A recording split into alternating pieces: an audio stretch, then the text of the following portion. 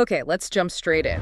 The paper today is ReCode, Unify Plan and Action for Universal Granularity Control. Mm-hmm.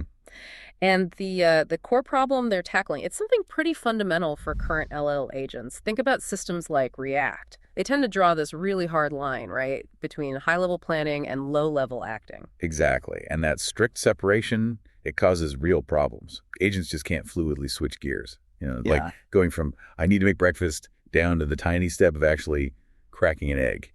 So you end up with performance that's brittle. It works okay at one level of detail, one granularity, but it breaks easily in complex situations. Which brings us to ReCode. It's pitched as this new way of thinking, a paradigm they call Recursive Code Generation. The big idea is ditching that separation. Plan and action, they become unified. It's all represented as code recursively. High-level plans are like these abstract function placeholders that the agent just keeps breaking down, recursively decomposing them into finer and finer subfunctions until, boom, you hit the basic primitive actions the environment understands. And the results seem, well, pretty striking. They talk about achieving universal granularity control. Big performance boosts over existing methods, like over 20% better in inference. Yeah, and maybe even more importantly for practical use, it's super data efficient during training. Yeah. Because this whole recursive process naturally spits out this rich hierarchical data. It just learns structure better. It feels like a necessary step forward architecturally. So let's unpack that core issue a bit more, this granularity gap. You mentioned the human analogy, like making breakfast. We humans, we just do this naturally, right? Shifting from get ready for work, super high level, to maybe make coffee, then right down to push the button. Cognitive science suggests it's all like integrated.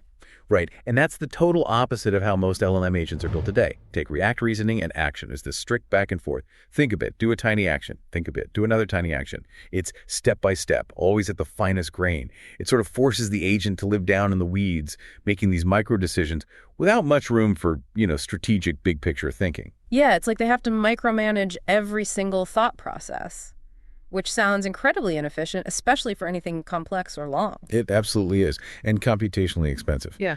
Then you have the other main approach, the agent with a separate planner. So, okay, they try to add foresight with a dedicated planner component, but they still keep it separate from the executor. There are these predefined structures, these rigid boundaries between planning and acting. And that inflexibility is the killer. Pretty much. Yeah. That hard line makes it really hard to adapt dynamically. Yep. Say the world changes halfway through executing a plan, which it always does, right? The agent struggles because it can't easily adjust its high-level strategy based on low-level feedback. It's brittle. So the really interesting insight driving ReCode is this idea, what if planning and action aren't fundamentally different types of things? Exactly. What if they're just decisions? But decisions made at different levels of abstraction, different granularities. Think about it. A plan is really just a higher level, more abstract action. It's like pseudocode versus concrete runnable code. One describes the what at a high level, the specific how. The goal here is to create this unbounded decision space. The agent can generate new decisions for situations it hasn't seen, dynamically deciding how abstract or how concrete its next step should be. Okay, so if the trick is treating everything as code, how did they actually build this? How do you make this recursive code engine reliable enough to work? Well, the first step was establishing that common ground. Both plans, the coarse-grained stuff, and actions, the fine-grained steps, they're all represented as standard Python function calls. That's the shared language. So two kinds of functions operate within this system. Basically, yes. You've got actions, let's call them A. These are the executable functions the environment actually knows how to do, like run, pick up the apple, or run, go to kitchen. And then you have plans P. These are different. They're like unimplemented placeholder functions. They represent sub-goals, bigger chunks of work, things like prepare breakfast, or maybe find object keys. Right, so the agent gets a task, turns it into maybe one big placeholder function, and then the LLM policy just keeps expanding these placeholders recursively until everything at the bottom is an actual run command. You got it. It looks a lot like a dynamic depth-first search through a decision tree that's being built on the fly. It starts with a simple rule-based step, text T2 code, takes the instruction like make breakfast and turns it into a root placeholder, maybe solve, make breakfast. Then the LLM policy takes over. It looks at the current function node and generates a block of code to implement it. But okay, LLMs generating code. That can be flaky, right? What happens if the generated code has an error, or if the LLM makes a poor choice in how it expands a function? Does the whole thing just fall over? Is there some kind of like self-correction? Good question. That's where the executor and the recursive loop design are critical. The executor runs the generated code line by line. If it sees a primitive action, an A function like run, it just executes it in the environment. Simple. But if it hits a placeholder function, a P function, execution pauses right there. That placeholder function becomes the new focus. The system triggers what they call an on-demand recursive expansion. The LLM is called again, but this time its job is just to expand that specific placeholder.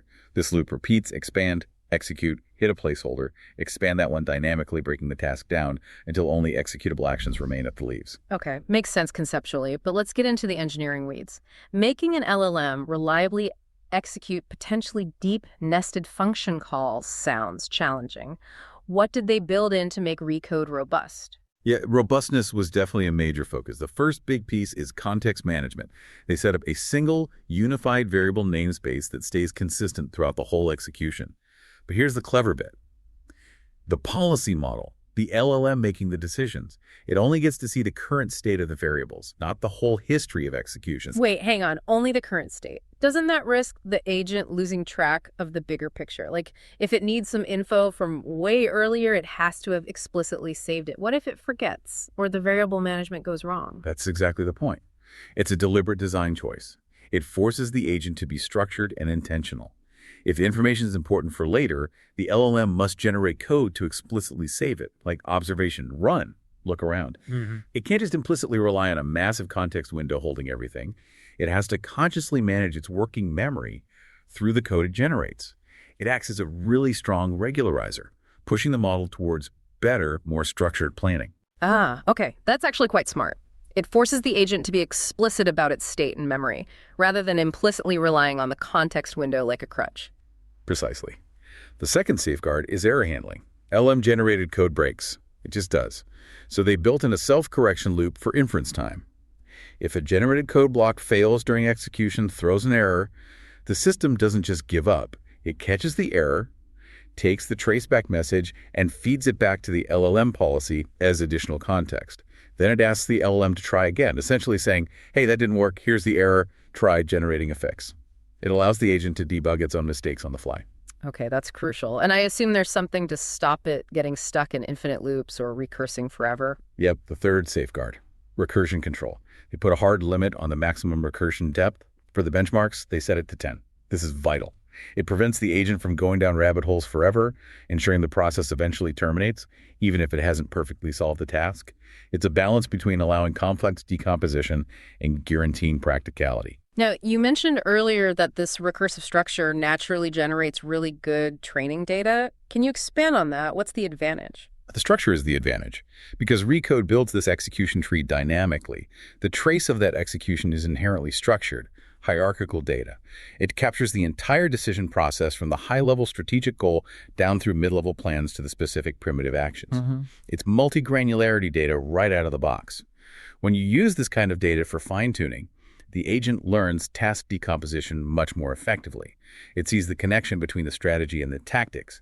This seems to lead directly to better generalization and way better data efficiency.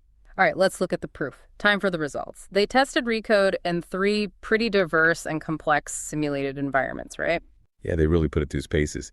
They used ALF World, which involves embodied tasks in a house. They put the apple on the table. Then Web Shop, simulating online shopping, which needs good planning and information extraction. And finally, Science World, which is about conducting science experiments in a lab, lots of complex object interactions and reasoning needed there. These are all designed to challenge long horizon planning. And they used GPT-4o Mini as the base model across the board for a fair fight. So, the inference results, what's the headline number? The overall average score for ReCode was 60.8%, which might not sound earth-shattering on its own, but it beat the best baseline method by a solid 10.5 points. That's a significant jump. And what about generalization? How did it do on tasks it hadn't explicitly seen during training? That's where it really shone, especially in ALF World. On unseen tasks there, ReCode hit a 96.27% success rate. That's huge.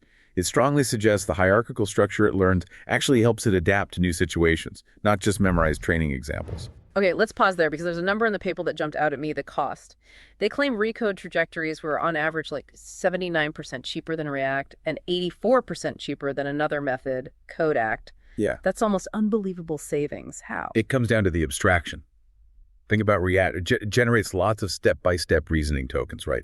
Okay, now I need to find the fridge. I should go left. Okay, I see the fridge. It's very verbose. ReCode replaces chunks of that low-level chatter with a single high-level placeholder function call, like find in go to fridge. The expansion of that placeholder happens later, if needed. The initial plan is much more compact. Fewer tokens generated overall per task means drastically lower API costs and faster inference. For anyone running these things at scale, that 80% reduction is massive. Wow, okay, the cost angle is huge. Now moving on to the training data advantage, you mentioned the supervised fine-tuning SFT results. Yeah, this reinforces the point about data quality. When they fine-tune models, ReCode plus SFT reached a 70.4% average performance. Impressive. But the key was how much data it needed compared to others. Give us an example. On Science World, which is quite complex, ReCode got to its performance level using only about 3,500 training examples. React, to get to a similar, maybe slightly lower level, needed nearly 13,000 examples. So ReCode learned much faster from less data. Way faster. The analysis showed React's performance climbed slowly and steadily. It needed tons of those fine-grained examples. ReCode's performance curve shot up really quickly and then plateaued. It confirms that the hierarchical data gives a much richer signal per example. You're effectively teaching the agent how to plan and decompose, not just memorize sequences of actions. They also did an ablation study on the recursion depth, didn't they? What did that show? Right. They checked how performance changed based on that maximum recursion depth limit we talked about. Interestingly, it peaked around a depth of 8. It was like an inverted U shape. Too shallow, and it couldn't plan effectively. Too deep, and performance actually started to dip slightly, maybe getting too fragmented. It confirms that having dynamic control over depth is good, but there's an optimal level of complexity for a given task. You don't always need infinite recursion. Let's make this concrete. Walk us through that ALF World example. Put 2 alarm clocks in the dresser. How does ReCode handle that, given it can only hold 1 clock at a time? Okay, so the agent knows it needs to find the first clock, take it, go to the dresser, put it in, then repeat for the second clock. Its initial generated code might look like a mix. It might generate a high-level placeholder like find and take alarm clock, maybe another find and take alarm clock for the second one, but intersperse it with a concrete action like run, go to dresser 1. So it starts with this hybrid plan. How does the execution unfold? The executor starts running it. It might execute run, go to dresser 1 first. Then it hits the find and take alarm clock, placeholder. Execution pauses. The LLM is called just to expand that find and take function. It might generate a loop, run, go to location X, run, open location X, check if clock is there, run, take alarm clock 1. If found, maybe try another location. If not, it turns the abstract goal into concrete steps.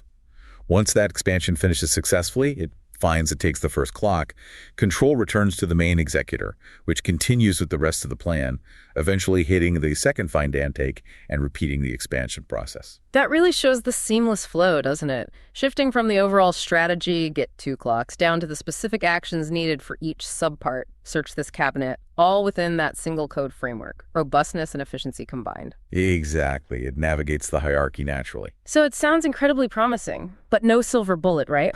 What are the limitations or areas for future work mentioned? The biggest one, honestly, is that ReCode's effectiveness hinges heavily on the base LLM. The LLM needs to be good at generating syntactically correct code and sticking to the specific function call format ReCode requires.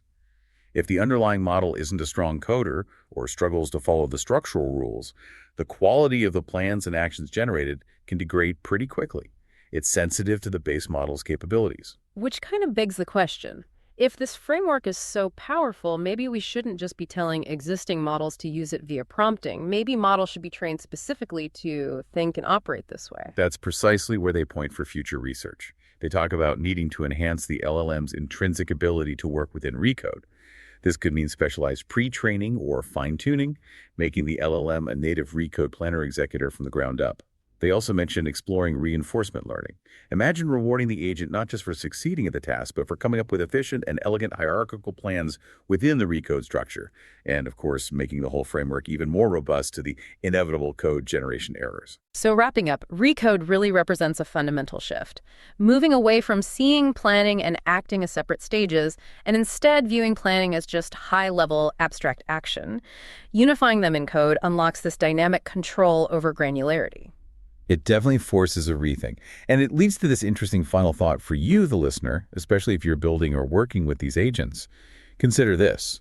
ReCode forces the LLM to explicitly manage its state using variables because it only sees the current state, not the full history. How much does that enforced structured conscious state management contribute to the performance gains? Could it be acting as a powerful form of regularization, essentially guiding the LLM to tap into planning abilities it already has but struggles to organize? Something to really chew on as you think about structuring agent interactions.